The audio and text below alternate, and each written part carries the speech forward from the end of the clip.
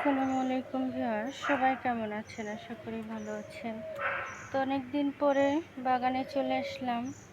বৃষ্টির জন্য আসা যায় না, অসুস্থতার জন্য আসতে পারিনি। তো কি সুন্দর নতুন মুখ, আজকে রেইন লিলি ফুটে আছে দেখছি, কি সুন্দর মাশাআল্লাহ। আর এদিকে তো ফুটে আছে রঙ্গন, নয়নতারা, বাগান বিলাসী, বেলি ফুল, তারপরে আছে এদিকে চেরি ফুল ফুটে আছে গাছ ভরা, দারুণ সুন্দর লাগছে, বাতাস বইছে। আলহামদুলিল্লাহ এখন আর বৃষ্টি নেই, আবারও নামবে।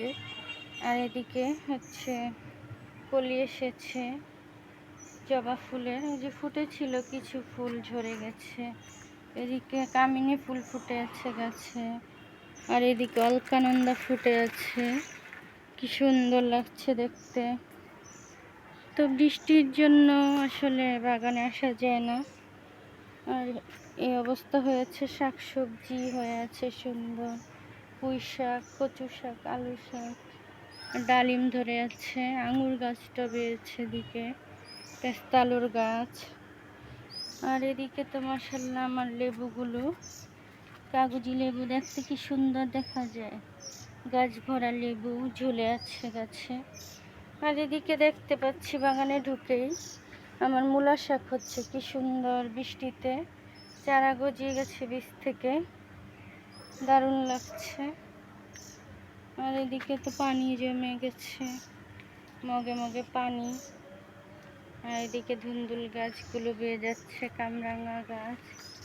আর এদিকে তো ছাতা ফলের গাছ, কচু শাক, পুঁই শাক হয়েছে, বিলম্ব ফলের গাছ।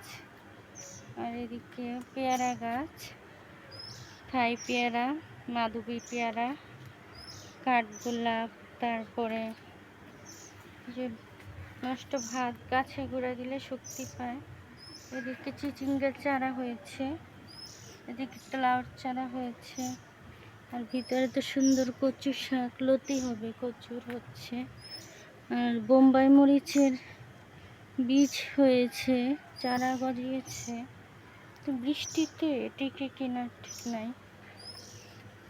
আর এদিকে বেগুন গাছগুলো সুন্দর হয়েছে, আর হাজারি গোলাপ ফুটে গেছে সুন্দর, আর ধুন্দুল গাছ বেড়েছে। আর এদিকে কচু শাকগুলো সুন্দর হয়ে আছে, নিম পাতা, সফেদা, তারপরে আছে যে পেঁপে, বড়ই।